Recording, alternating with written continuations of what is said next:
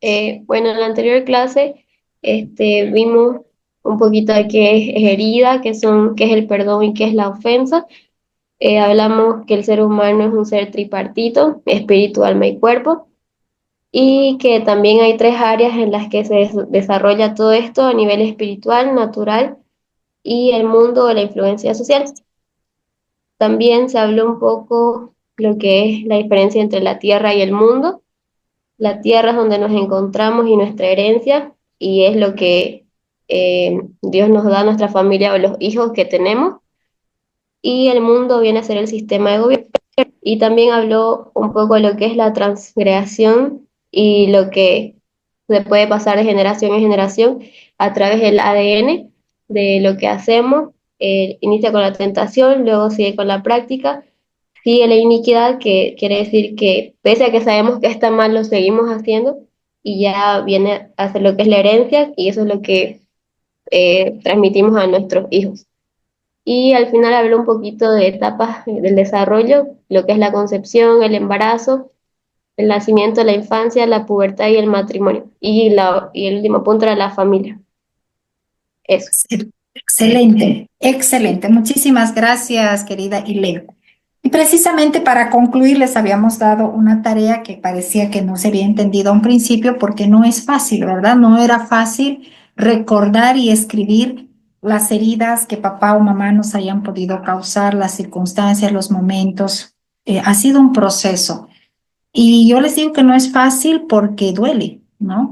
Y perdonar no tiene que estar ligado precisamente a un sentimiento ni a una emoción. No tenemos que pensar que esto nos va a doler o nos va a dejar de doler o que lo vamos a archivar en el pasado y con eso hemos perdonado, ¿no? El perdón es un proceso, pero para ese proceso, para empezar ese proceso necesitamos saber qué vamos a perdonar. Y muchas veces recordar esas situaciones, esas palabras son dolorosas, sí, pero precisamente viene ahí el hecho de poder tener la revelación y a partir de la revelación viene el acto de obediencia para poder perdonar. Ahora, muchos han hecho la tarea y queremos agradecerles el haber cumplido con esto, más que por una nota, es por una causa personal y creo que todos lo han entendido más que por ustedes, también es por sus generaciones. Ahora sí podemos entrar a ver heridas causadas por la madre y cuál es la importancia de la presencia materna en el desarrollo del ser humano. La primera circunstancia que tenemos que analizar son estas dimensiones que componen el ser humano, que nos es mucho más fácil ahora entenderlas. A partir de ser tripartitos, espíritu, alma y cuerpo, entendemos que el espíritu depende única y exclusivamente de Dios, es el aliento de vida, es lo que nos da la conexión divina con el Padre, ¿verdad?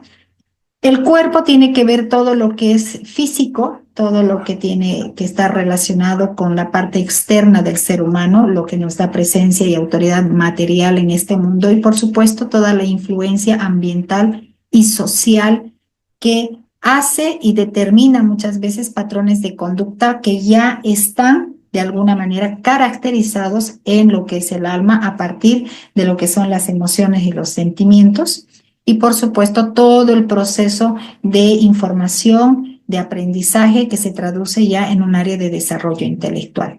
Entonces el ser humano es lo más perfecto que Dios ha podido crear, es lo más maravilloso que Dios ha podido hacer. Por eso es que ni la ciencia aún logra definir cómo el ser humano ha sido concebido de una manera tan, pero tan milimétricamente perfecta. Por eso que nosotros defendemos la vida, ¿verdad? Porque solamente el Padre es dador de la vida, solamente Dios es el autor de la vida, por lo tanto, solamente Él la puede quitar. Ahora, ¿qué pasa con el tema de la mamá? Su presencia o su ausencia en la parte ya del crecimiento, del desarrollo del ser humano. Hay áreas vulnerables en el desarrollo de toda persona. Y dentro de estas áreas vulnerables hay una característica muy importante que es la intimidad. ¿Qué determina la intimidad? la presencia de la madre en esta parte del desarrollo de la infancia y de la niñez del niño. Se afirma esa parte precisamente emocional.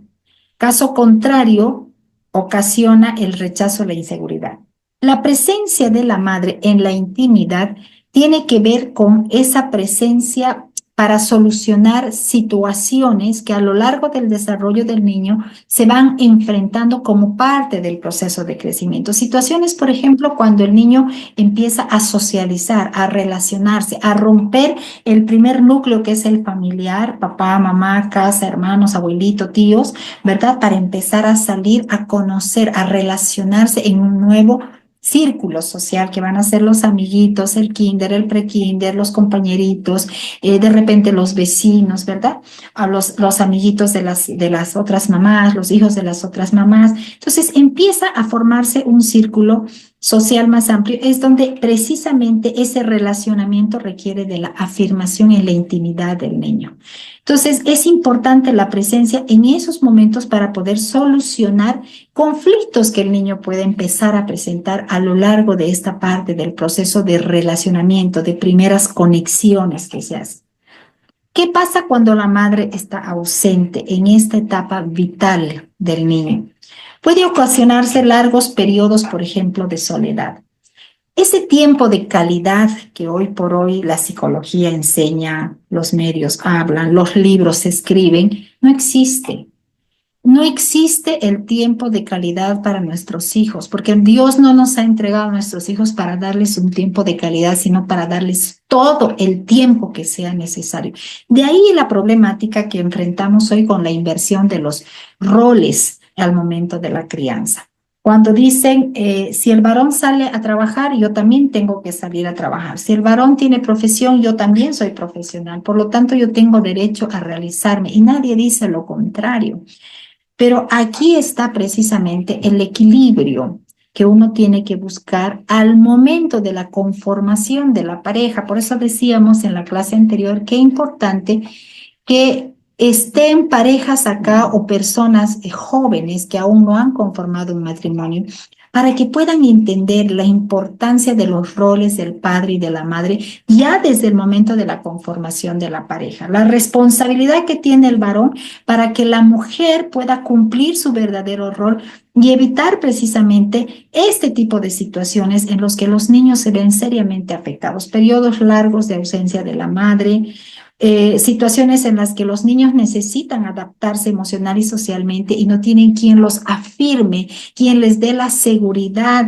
Entonces, ¿qué es lo que está pasando con este niño en ese proceso, no? Empieza a perder el sentido de pertenencia y conforme va creciendo, él no se siente parte en ningún lugar donde está presente, no se siente parte de una familia, no se siente parte en el núcleo del colegio, no se siente no se siente parte de ningún lado porque hay esa ausencia que no ha firmado en el momento determinado su identidad.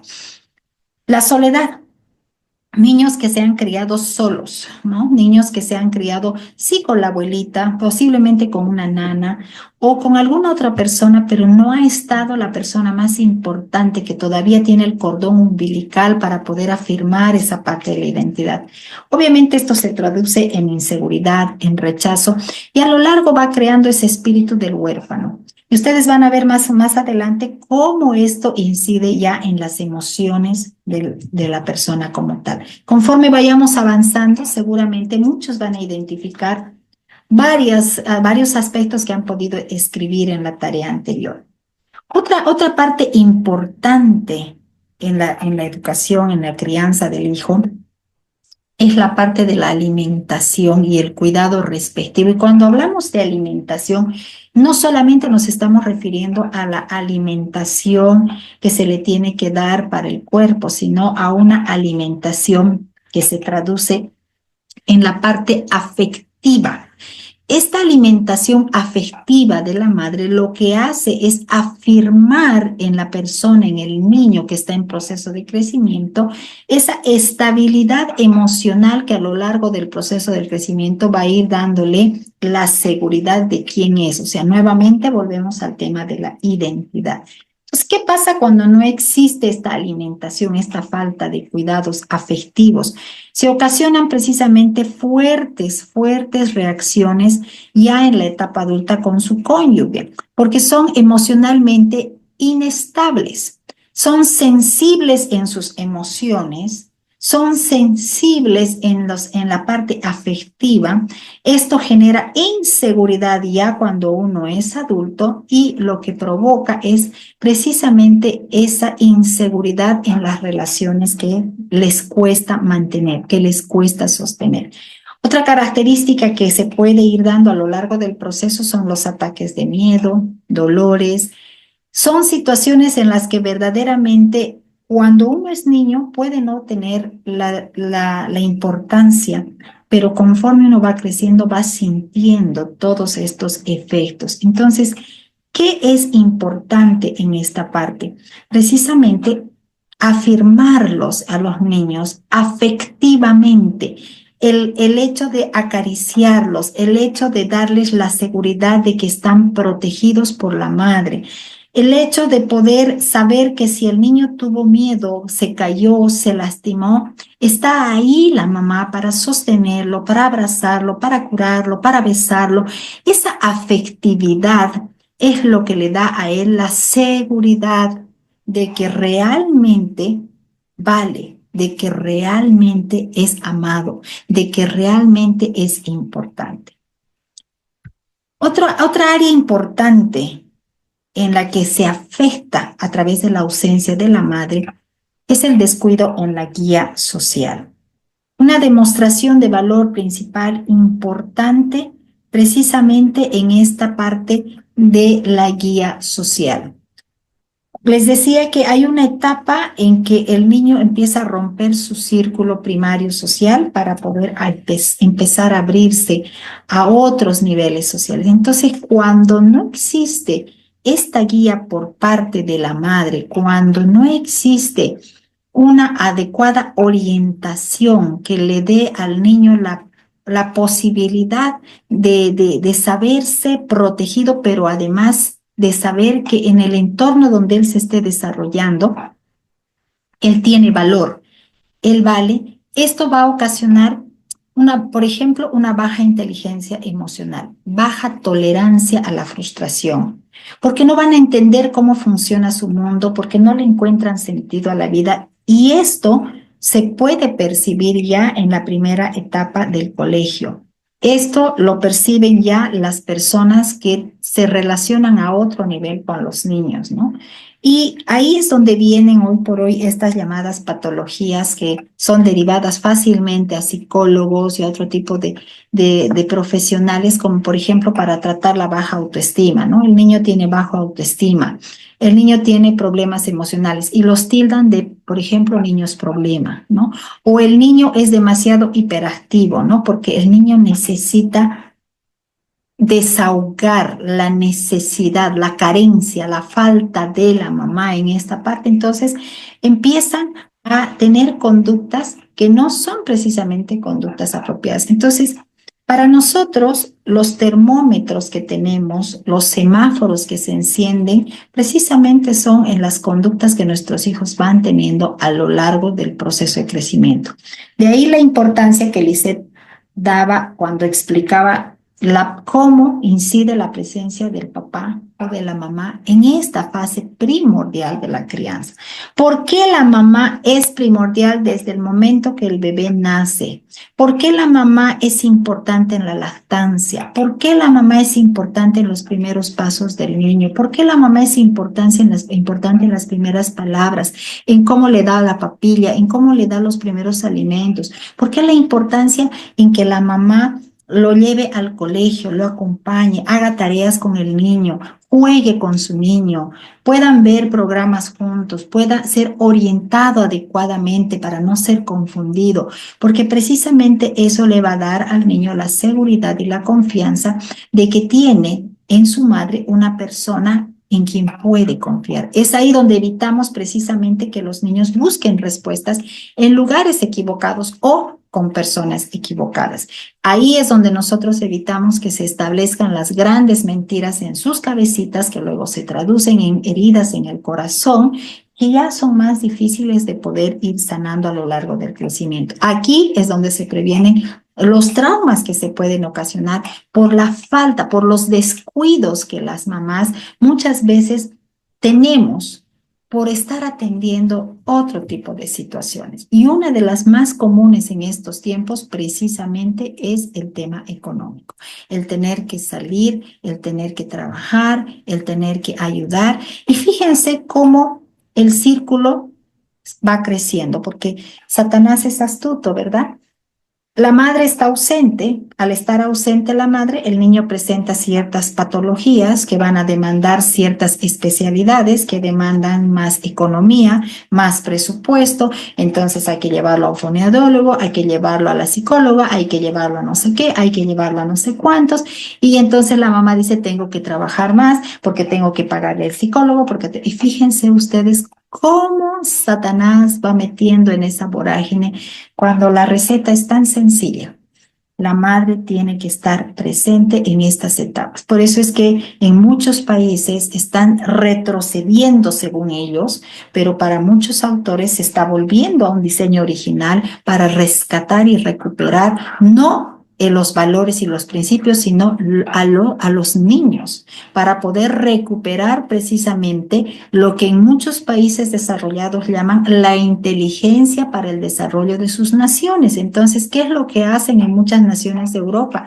En vez que la mujer salga a buscar trabajo, como en Dinamarca, por ejemplo, a la mamá le pagan por cada hijo, bueno, hasta hace unos años le pagaban 400 euros por cada hijo para que quede en la casa, para que cuide al niño, para que eduque al niño, para que esté con el niño.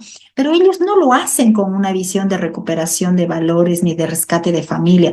Ellos lo hacen sencillamente porque se dan cuenta que si un niño está bien guiado, está bien equilibrado por la presencia de la madre, está bien educado, es una potencia en su inteligencia, en el desarrollo y en lo que va a significar como aporte para esa nación. Ellos lo hacen desde otra perspectiva. Pero nosotros tenemos que entenderlo, que no solamente es esto, es mucho más allá de lo que significa para estas naciones el aporte de este ser humano al desarrollo de esa nación. Es lo que significa que este ser humano crezca de una manera adecuada, estableciéndose sobre bases firmes, sólidas, para poder criar luego hijos que van a venir bajo esa misma guianza. Son patrones de conducta que tenemos que ir estableciendo. Lo mismo pasa en el descuido de la demostración del valor personal.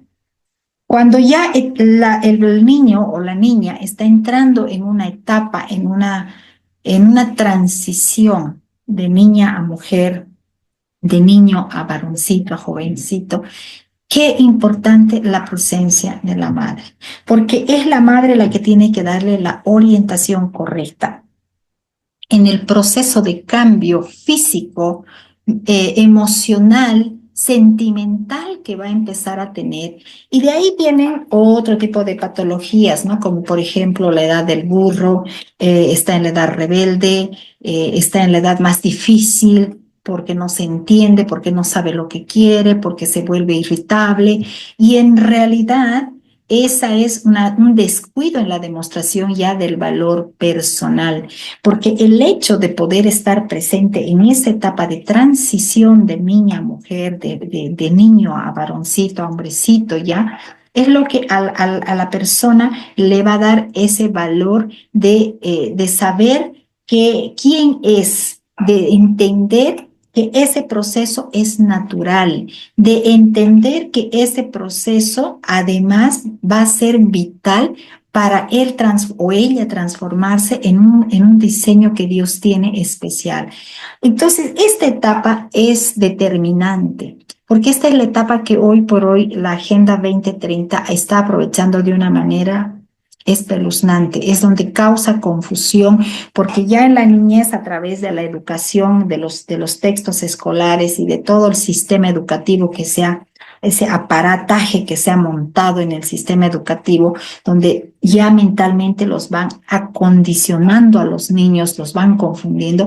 En esta etapa de transición, donde los padres normalmente ya no están presentes, es donde ellos aprovechan para crear la confusión en lo que es la parte ya de su sexualización. Entonces, es muy importante para que los niños sientan que las ideas que ellos tienen no son sus ideas, sino que son ideas que tienen que venir a partir de una concepción divina, con un diseño original, con una asignación especial, con un propósito, y esa afirmación se las da la madre. Entonces, qué importante que el rol que la mamá tiene en esta etapa de crecimiento. Y me alegra, les repito una vez más, que haya jóvenes, varones y mujeres en este ciclo, porque ahora ustedes van a poder comprender la importancia que tiene el rol del papá, porque la mamá, para estar presente, tiene que tener la seguridad de que hay un varón que es el que va a proveer seguridad, el que va a proveer todo lo que implica el abastecimiento para la casa, el dinero, ¿verdad? Que no va a faltar, porque entonces la mamá puede dedicarse realmente a esto. Y me dirán ustedes, hermano, usted está hablando utopías, porque en estos tiempos eso no existe. Yo quiero decirles, hermano, que ese es el reto que hoy por hoy tenemos. Esa es la recuperación que tenemos que hacer hoy por hoy. Ese es el volver a las sendas antiguas que a gritos se nos está demandando, porque nuestras generaciones se están perdiendo. Ahora vamos a avanzar un poquito el tema de las heridas causadas por el padre. Ustedes recuerdan que la presencia del padre es vital en determinadas etapas del crecimiento del niño o de la niña, ¿verdad? Marité, perdón, Sí, sí, Liz, tenemos una pregunta en sala. adelante. Quizás sería bueno responderla antes de pasar a esto. Dice, ¿qué pasa si la madre está ausente? ¿Qué puede suceder? Dice la pregunta. A ver, veamos primero las causales por las cuales la madre está ausente. Si estamos hablando de orfandad, la mamá tuvo que partir, o estamos hablando de lo que usualmente está pasando, la mamá tiene que viajar lejos a otro país a trabajar. No solamente es un trabajo que entra y sale de la casa, sino que verdaderamente no está presente por largos periodos de tiempo. Me gustaría poder ser más incisiva en la pregunta. ¿Qué pasa en qué? ¿En la crianza o quién puede suplir esto? No Por sé quién. abandono, dice, por abandono. Ok, gracias. ¿Qué pasa si hay abandono de la madre? ¿Qué nos dice la palabra al respecto? Que nosotros tenemos un Padre Celestial. Yo, por ejemplo, he perdido a mi papá a los 12 años de edad. He quedado en orfandad y eso obligó a mi mamá, incluso mucho antes, a tener que salir a trabajar, porque mi papá estuvo enfermo por muchos años, desde que yo era muy chica, y mi mamá era la proveedora del hogar. Entonces, ella, además de cuidar de mi padre, tenía que proveer. Entonces, yo no la veía a mi mamá. Y era muy difícil realmente, yo como hermana mayor, hacerme cargo, además del cuidado de mis hermanos, además del cuidado de mi papá. Entonces, puedo responder desde mi experiencia. Yo no he tenido el abandono de mi mamá total, pero sí puedo decir que he tenido largos periodos de ausencia de mi mamá. Entonces, y no conocíamos al Señor. ¿Quién puede suplir esto? Yo creo que el padre puede estar capacitado para suplir esta necesidad, si es que el padre está presente. Si no, hay una figura de familia extendida también, que son los abuelitos o que son los tíos o la familia más cercana. ¿Quién tiene que buscar precisamente el suplir la ausencia de la madre? Es la otra parte. Si el padre está presente, es el padre el que tiene que buscar quien ayude a suplir esa ausencia materna para poder cumplir ciertos roles que la mujer es la directa encargada para llegar emocionalmente, afectivamente, sobre todo a las mujercitas, ¿no? Entonces, en el caso, por ejemplo, de mi papá, yo me acuerdo que él hablaba con su mamá, que era mi abuelita, ¿no? Entonces, era mi abuelita la que pasaba largos periodos de tiempo con nosotros, haciendo, conmigo particularmente, haciendo tareas, hablando conmigo. Entonces yo empecé a tener mucho apego con mi abuela materna y de hecho con la familia materna de mi papá, ¿no? Por parte de mi papá, precisamente por esos periodos. Pero Dios es bueno porque toma el control, ¿no? Y precisamente estas son las etapas que tenemos que sanar. Estas son las etapas que a lo largo de nuestro crecimiento, de nuestro desarrollo, nos van trayendo traumas, nos van trayendo efectos colaterales que llaman ahora, ¿verdad? Querramos o no. Por eso que es importante que para hablar de crianza, primero hablemos de sanidad en nosotros, en nuestra etapa de infancia que de repente está cautiva o cautivando alguna área de nuestra alma que necesita ser restaurada. No sé si he respondido a la pregunta. ¿Me puedes ayudar, Liz, por favor, con la persona? ¿Sí? Familia, Callejas creo que no, que preguntó, creo que sí, Marité.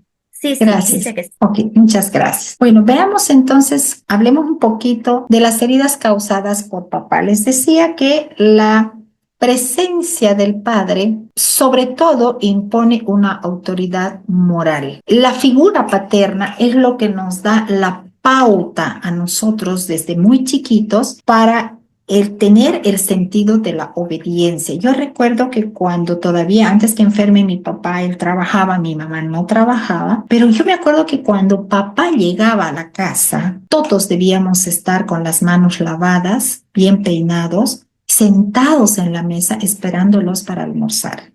Era una autoridad y un respeto que imponía su sola presencia. Y la autoridad moral precisamente tiene que ver con esta parte de normar en el crecimiento del niño las pautas de disciplina que tienen que haber. Y para eso, obviamente, la conducta del padre tiene que ir acorde a lo que quiere enseñar, a las pautas de disciplina, a las normas que tienen que ir imponiendo en la casa, pero no de manera agresiva, no de manera impositiva, sino a través de lo que es el ejemplo. Cuando mi mamá nos decía a nosotros que debíamos lavarnos las manos para sentarnos en la mesa, era porque papá llegaba del trabajo y antes de acercarse a besarnos a nosotros que estábamos sentados en la mesa, primero se lavaba las manos, se sacaba los calzados, se ponía las pantuflas al mediodía para almorzar y recién se acercaba a nosotros. Entonces todos hemos adquirido esa norma, por ejemplo, esa disciplina en lo que es el respeto a la hora del almuerzo en la mesa. Es un ejemplo que estoy poniendo de los muchos que se tienen que empezar a dar en el hogar desde el momento que el niño percibe ya estas pautas, estas normas. ¿Qué pasa cuando no hay autoridad moral? ¿Qué pasa cuando no hay el ejemplo del padre, cuando no hay la presencia y el testimonio? Sencillamente los niños no pueden lidiar con la disciplina, no respetan las autoridades.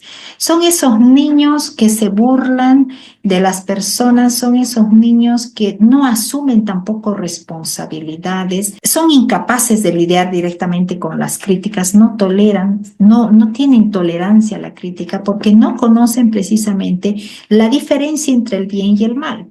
Y quien pone esa diferencia es la autoridad moral de papá. Otro efecto de la ausencia paterna es la pérdida de la identidad.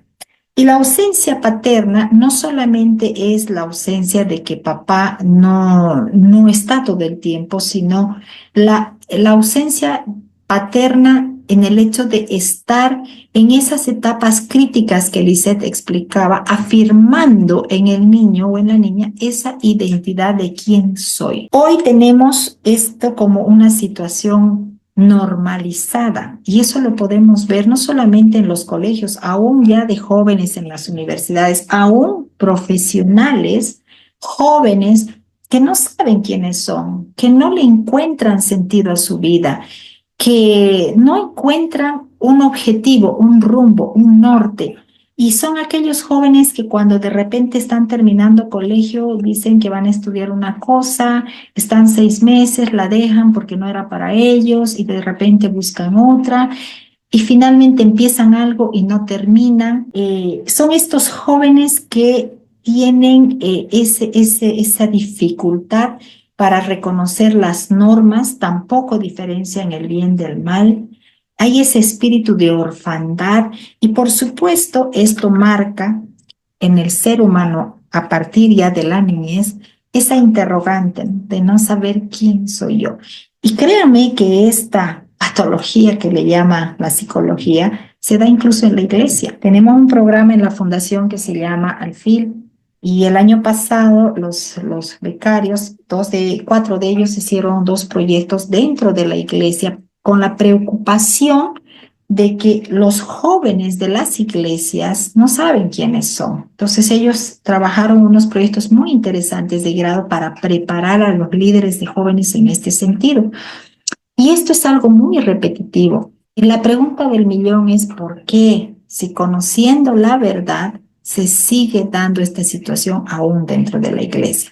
¿Por qué los papás están ausentes? ¿Por qué no asumen sus roles? Me gustaría escuchar una respuesta, por favor, de parte de los participantes. ¿Por qué creen ustedes que un padre puede estar ausente en la vida de su hijo? ¿Por qué no es capaz de darle esa identidad que necesita? Si aún es cristiano, aún siendo cristiano, estando en la iglesia, conociendo la verdad, no lo puede hacer. ¿Por qué? Considero que se debe a que ellos mismos no han sanado sus heridas internas y llegan a la paternidad o a la maternidad heridos.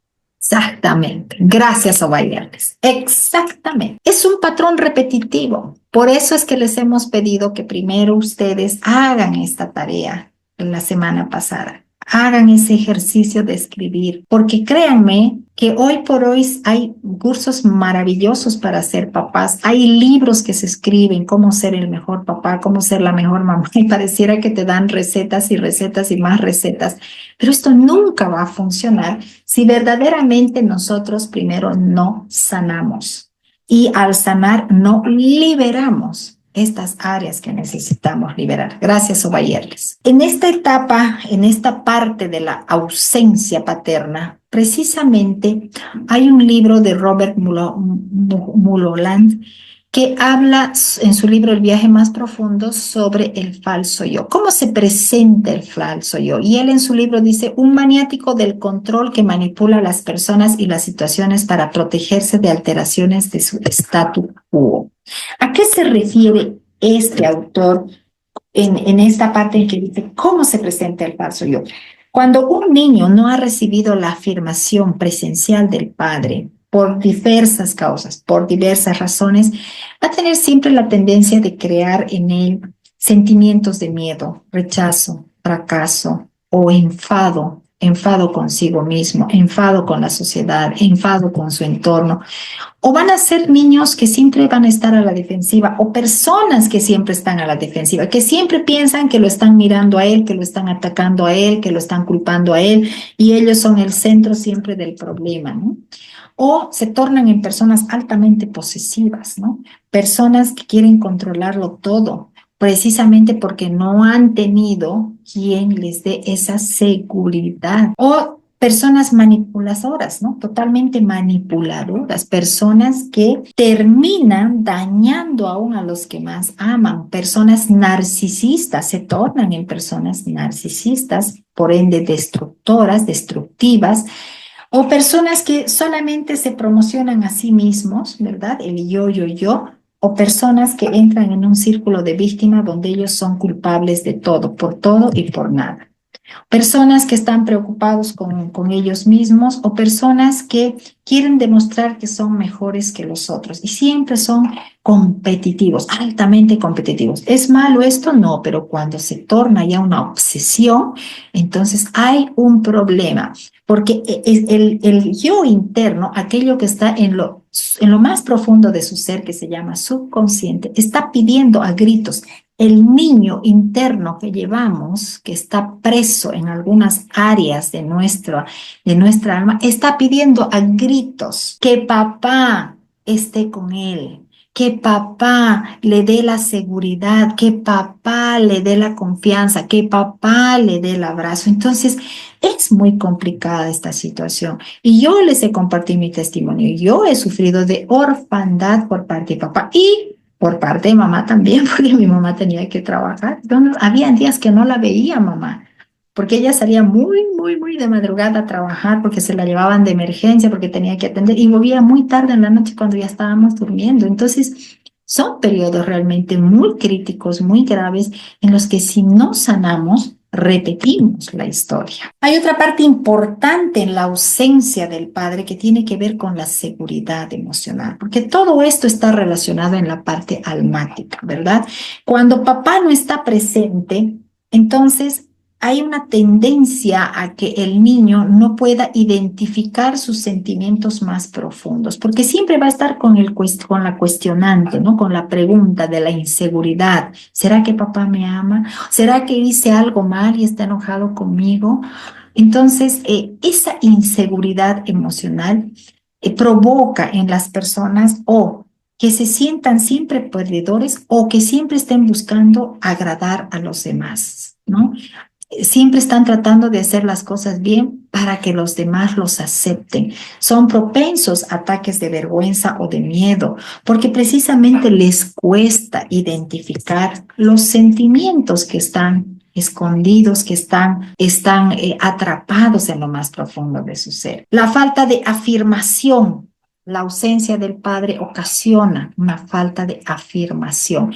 Y esto ya se va visibilizando mucho más ya en la etapa cuando la niña pasa a ser mujercita o el niño pasa a ser un varoncito, ¿no? Entonces hay una lucha con la inmadurez, precisamente porque el ser interior en ciertas partes de su alma, en la parte emocional, está cautivo, están en cautiverio. Entonces existe la desconfianza cuando una persona quiere ser agradable con ellos o quiere abrazarlos. No son personas que desconfían de todo y de nada, son personas que no dan abrazos, no reciben abrazos, no dan amor, no reciben amor, o son personas que siempre están buscando impresionar a los demás, pero en realidad no son ellos mismos, ¿no? Ellos tratan de ser alguien más, porque al final ellos no saben quiénes son, no saben cuál es su valor real. Entonces, ¿qué es lo que pasa en cualquiera de estas situaciones que nosotros hayamos mencionado, nos haya tocado vivir o estemos viviendo de repente? No como padres, sino como hijos. Quiero que veamos cómo puede estar un corazón en cualquiera de estas situaciones o cómo va degenerándose un corazón. Un corazón se puede endurar, deja de amar, le cuesta amar, no da amor, no perdona. Es un corazón que está realmente duro. O puede congelarse, un corazón frío, un corazón que no siente la presencia de Dios, que no escucha la voz de Dios. Un corazón cautivo, emociones cautivas, esclavos de su propio ego, de sus mentiras. Ahora miren un corazón sano. Un corazón sano sabe perdonar, sabe amar, no le cuesta obedecer, escucha la voz de Dios. Entonces, la pregunta es, ¿qué queremos nosotros? ¿Qué queremos nosotros para nuestros hijos? Porque estoy segura que en alguna etapa, muchos, si no todos, hemos tenido algo de esto. Y no porque nuestros padres hayan sido imperfectos, o porque la vida haya sido injusta, o porque Dios lo haya querido así, no. Sencillamente porque las situaciones se dieron. Los hijos no pedimos venir al mundo. Y no todos vienen como realmente Dios quiere o establece que vengan los hijos al mundo, pero es una decisión de uno. Es una decisión de uno enderezar lo que de repente se torció a lo largo del proceso de crecimiento y enderezar para que los que vienen después de nosotros no repitan este proceso. Entonces, cuando Ilem resumía las etapas críticas, precisamente la primera etapa crítica es la concepción. ¿Cómo hemos sido nosotros concebidos? Y a partir de la concepción, ¿qué cosas han podido afectar esa parte del inconsciente y del subconsciente que luego va a ir produciendo en nosotros otro tipo de patologías que llama el mundo o de emociones y sentimientos que se van tornando y se van acentuando cada vez más. La concepción bajo bendición, la concepción fuera de bendición, la concepción con enfermedad, o sea, hay muchas maneras. Puede haber muchas situaciones en la concepción, pero Dios es bueno. Porque para Él todo es posible, todo se puede solucionar. ¿Cómo ha sido el embarazo? Estas son etapas críticas que nosotros desconocemos de nosotros mismos. Yo no sé cómo he sido concebida. De repente ni mi mamá sabe en qué momento quedó embarazada de mí, ¿no? Entonces es muy importante que la pareja tome conciencia en esa etapa en que están buscando un hijo, ¿verdad? La preparación, el anhelo, el deseo y la aceptación que van a tener el momento que reciban la noticia de que la persona, la mujer está embarazada, ¿verdad? Hablábamos el otro día qué pasa cuando una chica se embaraza, jovencita, ¿no? La primera emoción que va a tener ella seguramente será un sentimiento de miedo, ¿verdad? Y del varón casi natural decíamos el rechazo. Obviamente no estaba esa concepción, ese embarazo planificado. ¿Cómo ha sido el embarazo de la mamá? ¿Fue un embarazo feliz? ¿Fue un embarazo saludable? ¿Fue un embarazo bien alimentado? ¿O por el contrario, fue un embarazo doloroso, con enfermedad, con la pérdida de un ser querido? O sea, pueden haber muchas situaciones que van afectando. ¿Cómo ha sido el nacimiento? Esto es también muy importante. El nacimiento ha sido preparado y aquí viene la importancia de evitar el deseo, ¿no? De yo quiero que sea varón o yo quiero que sea mujer. Tiene que ser lo que Dios quiere, ¿no? Y alguna vez conté mi testimonio en este mismo módulo cuando yo no sabía que yo soy la hija mayor y yo no sabía que mi papá esperaba un varón, anhelaba un varón, quería un varón. Entonces cuando llegué a la clínica llegué con todo celeste, ¿no? Llevaron mi ropita celeste, mi cunera celeste. O sea, mi papá estaba seguro que su primer hijo iba a ser un varón.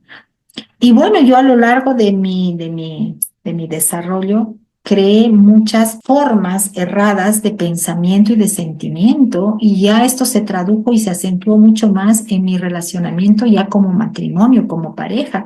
Entonces yo nunca aceptaba la autoridad de mi esposo, no aceptaba el hecho de que tenía yo que sujetarme a un varón, era una de las cosas que más cuestionaba.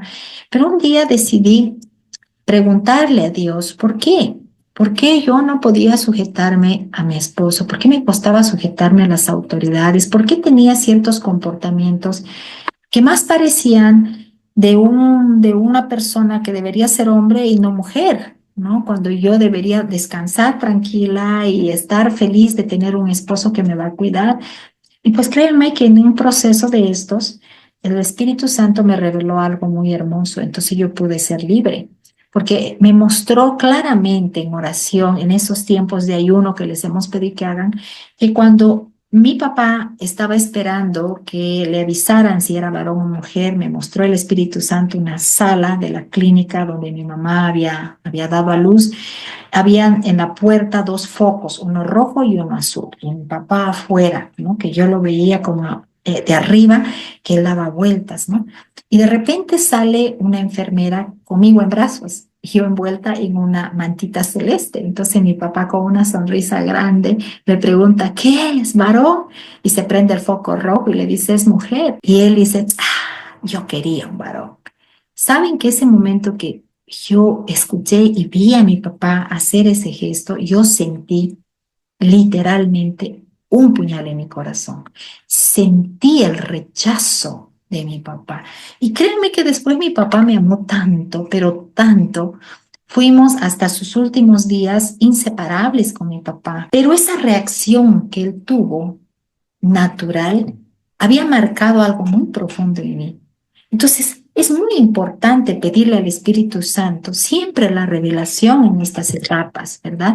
Porque esto va marcando en nosotras las primeras emociones básicas como personas, como seres humanos, determina patrones de conducta. Ya les repito, no entendía por qué no podía sujetarme a las autoridades, siempre era tildada de rebelde, pero en realidad la rebeldía estaba en mi papá, porque él no iba a aceptar una mujer por hija, por primera hija, ¿no?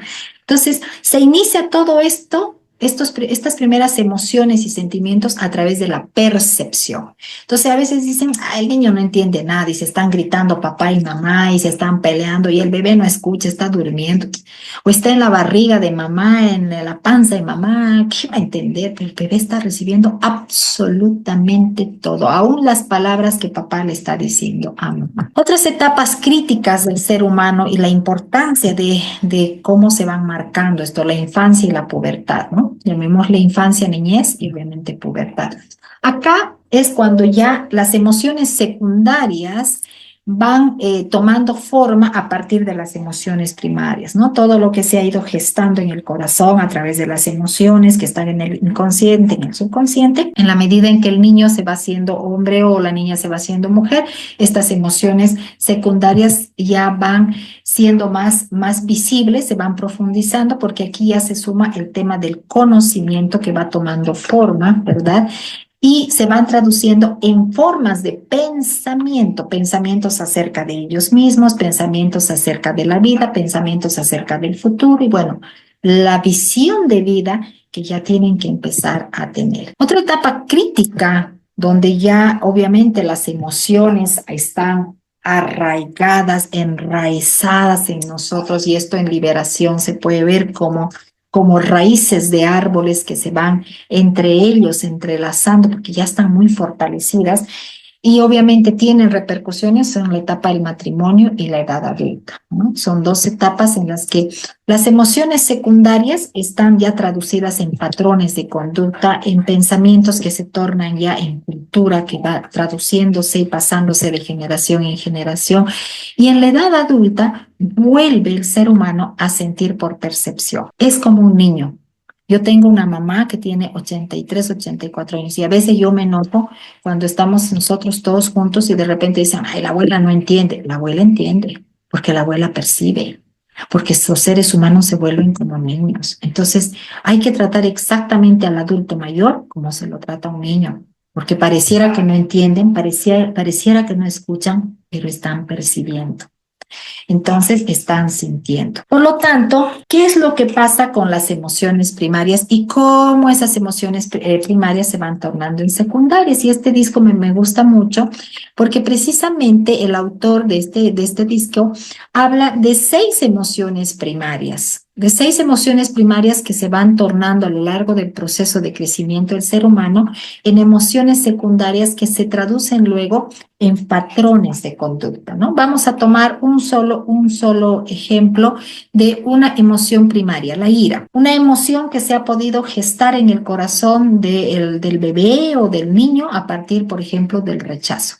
De saber que lo rechazaron en su infancia, lo rechazaron por su sexo o lo rechazaron por cualquier otro tema. La ira produce emociones secundarias que se traducen en la primera etapa de la infancia.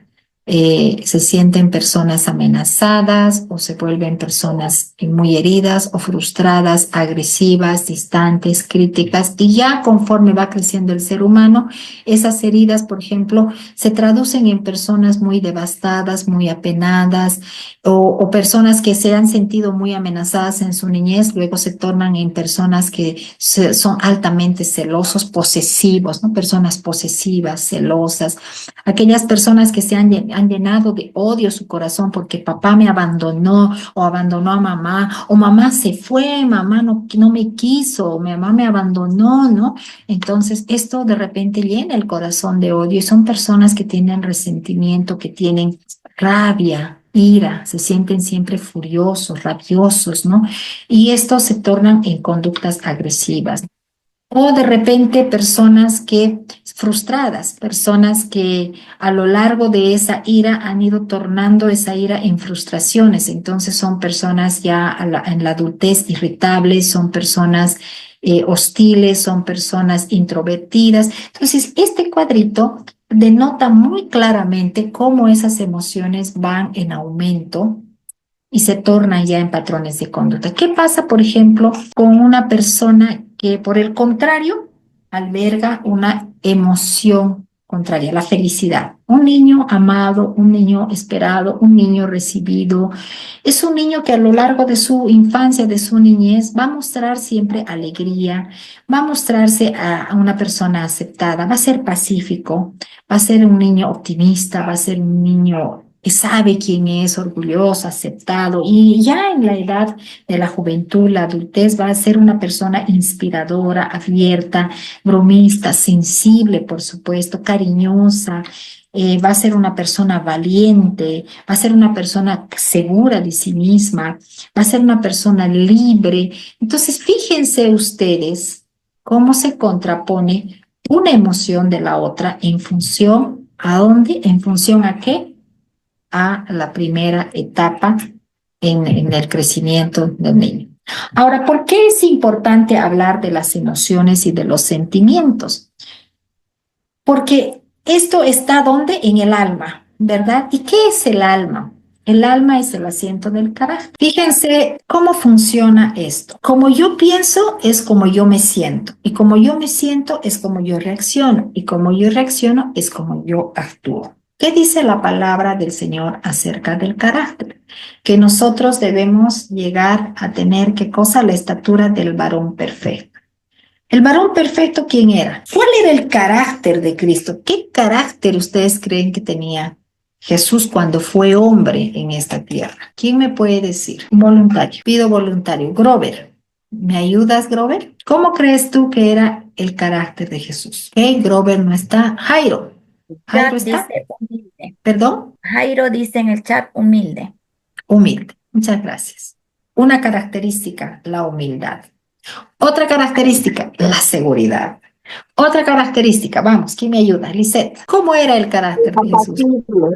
Apacible, Apacible, sí. apacible, Ya. Humilde, apacible, seguro. ¿Qué más? ¿Era influenciador? Era influenciador. Dicen sí, amoroso. Amoroso. Manso. Ajá, manso. Pero también, ¿cómo era Jesús? firme, Firme, firme, firme. Fíjense cómo él fue concebido por su madre. Fíjense cómo él fue aceptado por su padre terrenal. El Espíritu Santo le dio la revelación a José, ¿verdad? Y José aceptó ese niño porque entendió de dónde venía y lo amó y lo crió, y toda esa importancia en la crianza que él tuvo afirmó mucho más el diseño que Dios ya tenía para él. Entonces cada uno venimos con un diseño perfecto, solamente que ese diseño se va desalineando en la forma en que hemos sido concebidos, en la forma en que ha sido el embarazo de mamá, en la forma en que hemos nacido, en la forma en que hemos sido criados, se va desalineando. Entonces, al desalinearse todo esto, se desalinea el pensamiento, se desalinea el sentimiento, se desalinean las reacciones, por lo tanto se desalinea la forma, las actitudes, por lo tanto se desalinea el carácter. Y el carácter tiene que ver con la identidad personal como parte fundamental. La identidad es ese conjunto de rasgos que nos caracterizan como seres humanos, que nos hacen únicos y diferentes de todos los demás. Para esa identidad nosotros tenemos que reconocer que tenemos capacidades personales, que somos valiosos, que tenemos cosas que otros de repente no tienen y que muchos tienen cosas que yo no voy a tener, pero dentro de lo que Dios me dio, es aquello que yo tengo que perfeccionar. La identidad es lo que nos enriquece, esos valores, tradiciones, familia. Y eso es lo que vamos a legar precisamente a través de ¿qué? ¿Se acuerdan? De la cadena genética. Por eso es importante que restauremos nuestra identidad en este proceso de sanidad interior. Si no restauramos esta parte almática, nosotros estamos afectando también la parte del cuerpo. ¿Por qué? Porque en su naturaleza perfecta, en ese diseño que Dios ha hecho en nosotros, y aquí hay médicos, Len, por ejemplo, es médico, o va a ser ya pronto médico, y Len sabe perfectamente que el ser humano tiene dos tipos de hormonas, dos formas de hormonas que las glándulas segregan, ¿verdad? Entonces, hay las hormonas buenas y las hormonas malas, le vamos a llamar así. ¿Qué pasa con las hormonas buenas? Estas se segregan en la glándula de la hipófisis, ¿verdad? Aquí abajito en la parte del cerebro. Esas hormonas buenas precisamente se segregan, se generan por sentimientos buenos, aquellos sentimientos de felicidad, de bienestar, aquellas cosas que nos hacen sonreír. Eso libera este tipo de hormonas que son 4, las endorfinas, serotonina, dopamina, oxitocina. Entonces, cuando el cuerpo segrega este tipo de hormonas, ¿qué pasa? Baja el umbral del dolor y sube, ¿qué cosa? Las defensas del cuerpo humano. ¿Qué pasa por el contrario? Cuando nosotros somos personas que nos sentimos angustiadas, personas que estamos estresadas, personas que vivimos con angustia, con ira, con dolor, con rabia, con falta de perdón, automáticamente las glándulas suprarrenales segregan 2 tipos de hormonas, la adrenalina y la cortisona. ¿Y qué es lo que hace esto? Eleva el umbral del dolor y bloquea la conexión neuronal, por lo tanto nuestras defensas bajan. De ahí que se producen las enfermedades psicosomáticas, aquellas enfermedades que no tienen no tienen una definición científica, un origen científico. Entonces, cuando uno va al médico, lo primero que el médico le pregunta, ¿en su familia existen antecedentes de cáncer? ¿Existen antecedentes de diabetes? ¿Por qué? Porque obviamente esto ya ha degenerado. ¿Qué cosa? ¿Se acuerdan lo que habíamos visto nosotros? La cadena genética, ¿verdad? Entonces, eso ya ha afectado al cuerpo. Estas enfermedades que deforman los huesos, estas enfermedades que traen dolores en los huesos, la columna, todas estas enfermedades tienen que ver en un alto porcentaje con la falta de perdón. Y ustedes me dirán, sí, pero yo ya he perdonado y sigo así enferma. Entonces, es una cadena genética que usted lo ha recibido, como yo ya les había contado, ¿no? El lupus, a mí me habían detectado lupus, y bueno, pues mi diagnóstico era patético, ¿no? Y mi papá había muerto de lupus. Entonces, mi diagnóstico era ese, cuando todavía aquí los tratamientos, la medicina no estaban tan avanzadas como ahora. Pero cuando uno conoce la verdad nos hace libres. Y para eso estamos aquí, para ser libres, para pasar de ese fracaso a una restauración. Porque nuestras elecciones, decía Gordon Allport, determinan nuestro comportamiento. Nuestras elecciones determinan nuestro comportamiento. Y esto se convierte en una parte tan importante de nuestro sistema que se transmite genéticamente a las futuras generaciones. Nuestra elección, nuestra decisión de hoy de perdonar va a determinar no solamente el comportamiento nuestro, sino lo que vamos a pasar a las generaciones. Éxodo 25:5 dice, porque yo, el Señor tu Dios, soy Dios celoso que castiga la iniquidad de los padres sobre los hijos hasta la 3ª y 4ª generación de los que me aborrecen. Entonces, esto no está determinado por Satanás. Si nosotros no tenemos la capacidad hoy de liberar perdón, si nosotros no tenemos la capacidad hoy de ser libres de todo esto, estamos condenando a nuestra generación. ¿Por qué? Porque el perdón es simplemente una obediencia. Y el no obedecer, el liberar perdón, el no obedecer el mandato de Dios está arraigando en nosotros la iniquidad, porque la desobediencia es un pecado.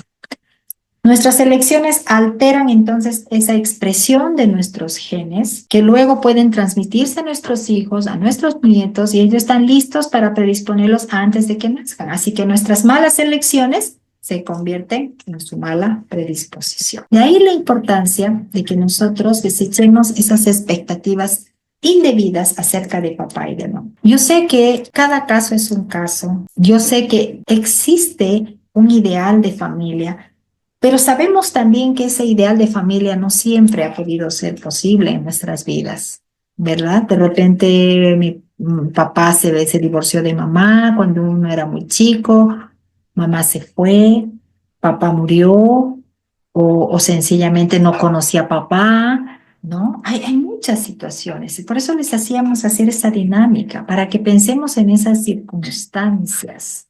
¿Qué pasó con papá? ¿Qué tuvo que enfrentar mamá? Y ahora ponernos también en los zapatos de ellos, porque a veces es fácil juzgar y cuestionar y decir, ¿por qué mamá me hizo esto? ¿Por qué mamá me abandonó? ¿Por qué papá no me quiso? Pero o ayer les dijo algo muy cierto. ¿Qué pasó con ellos en su infancia? Porque yo no sé cómo fue la infancia de mi papá. Algo sé de mi mamá porque ella me cuenta, ahora que está más viejita, se acuerda. Y hay a veces cosas muy dolorosas que salen a luz cuando empiezan a hablar los viejitos porque ellos ya hablan como niños, hablan las verdades. De repente cosas que durante la adultez ellos se guardaron, ya en su vida de ancianitos empiezan a salir a la luz. Entonces nosotros no sabemos cómo han sido criados papá y mamá, no sabemos cómo han sido concebidos, no sabemos cómo ha sido su embarazo, no sabemos cómo ha sido el nacimiento, de repente ni siquiera sabemos cómo ha sido su infancia, los traumas que han tenido, las experiencias, las emociones, los sentimientos. Entonces no podemos juzgar a ellos.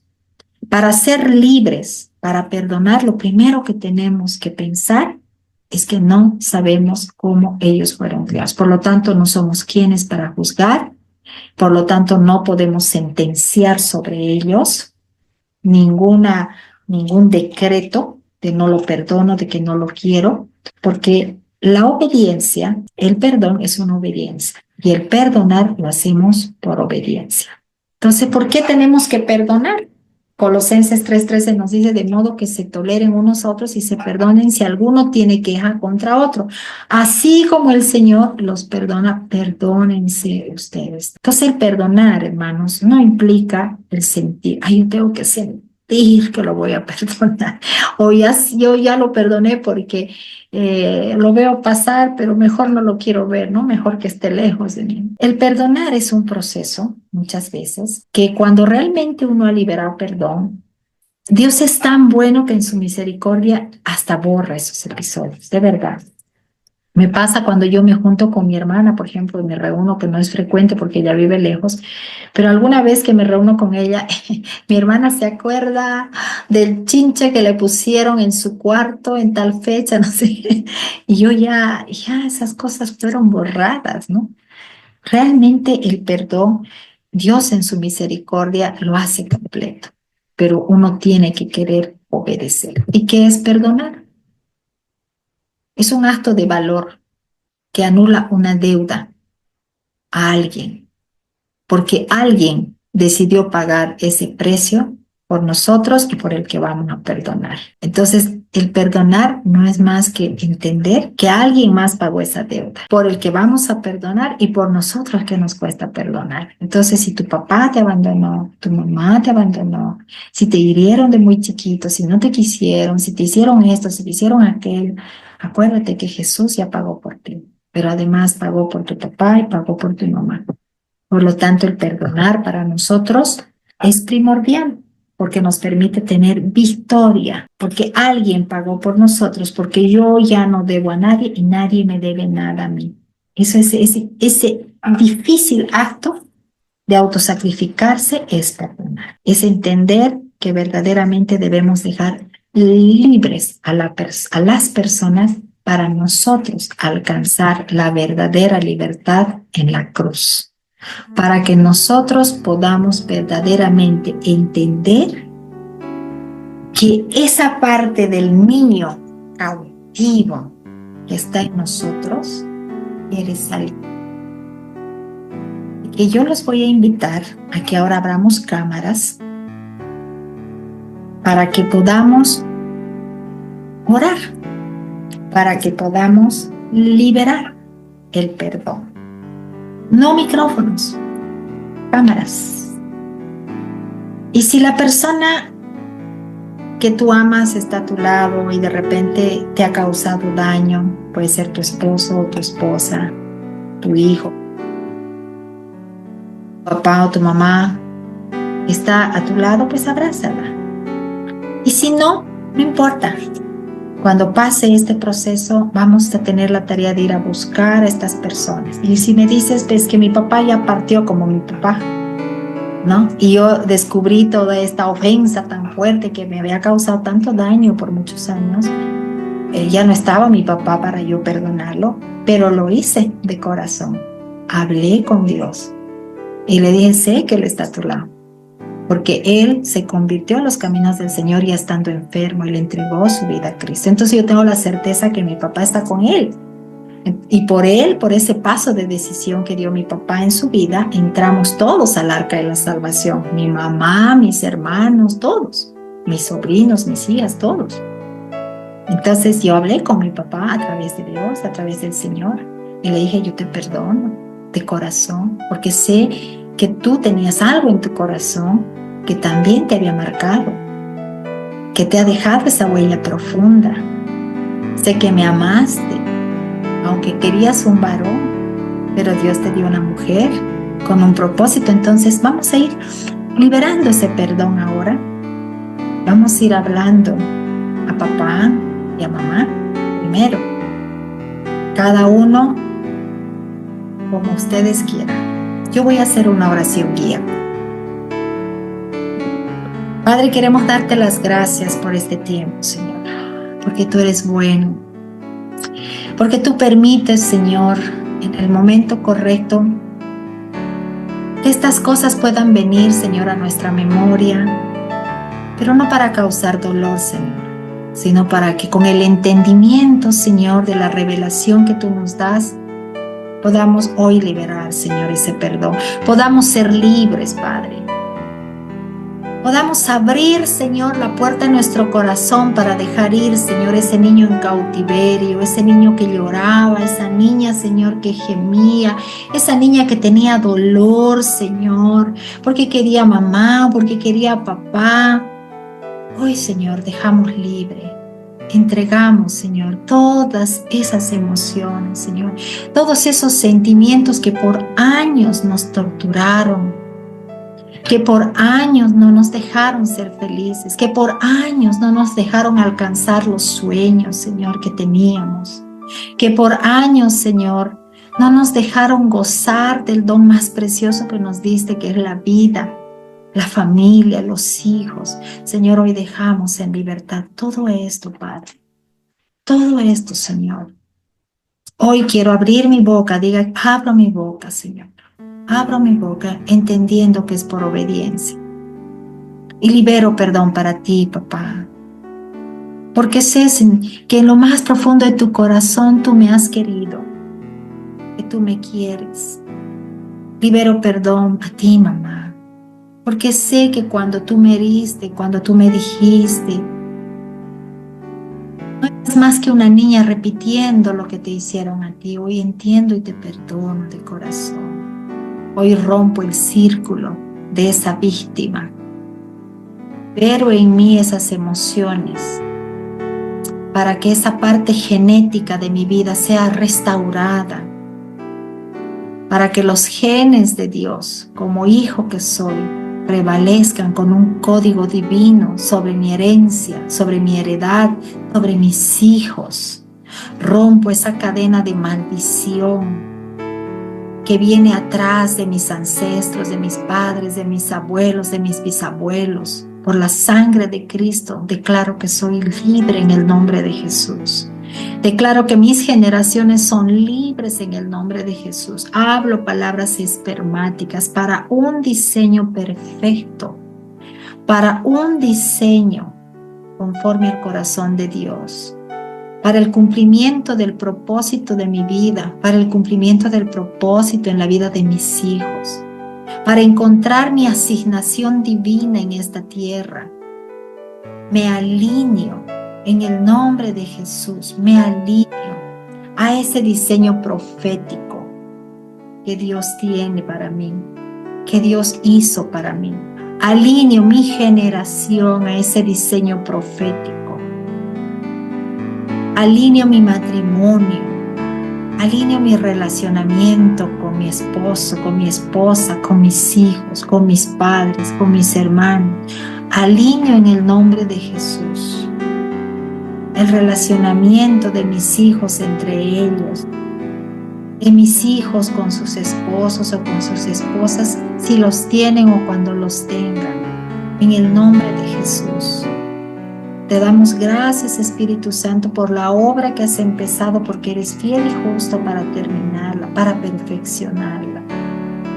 Gracias, Señor, en el nombre de Jesús de Nazaret. Amén. Amén y amén. Bien, acá no termina la sesión. En realidad nosotros vamos a tener una tarea que es un cuestionario que les vamos a pasar para que ustedes lo realicen de la siguiente manera. Este es un proceso de sanidad que va a terminar con un proceso de liberación, porque esas partes cautivas muchas veces no llegan a ser libres solo por la declaración del perdón o de la sanidad, sino que necesitan una liberación del Espíritu Santo. Y les decía el otro día, solo el Espíritu Santo libera.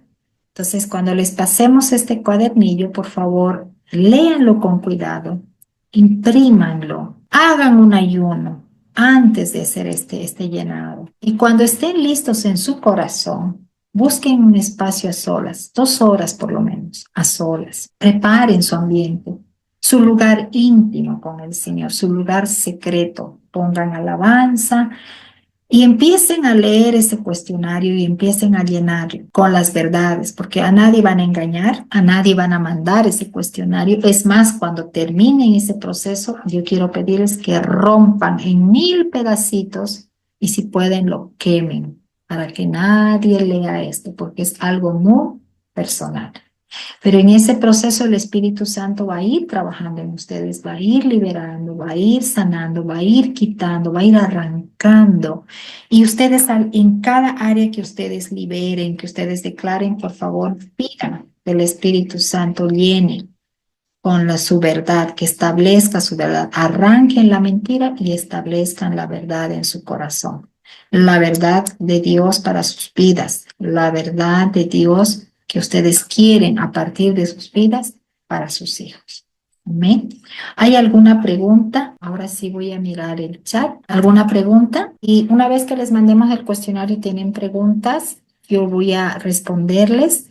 Voy a estar hasta mañana conectada en la noche. Después no sé si tenga conexión. Liz, yo te voy a pedir que luego tú puedas orientarlos, por favor. Esta es la 3ª vez que estamos haciendo este proceso, ¿verdad? Entonces, Lisette conoce bien el proceso. Si no hay más dudas, entonces quiero agradecerles su presencia de corazón y lo que necesiten, pues estaré orando también por ustedes. El Señor los bendiga. Gracias, Liz.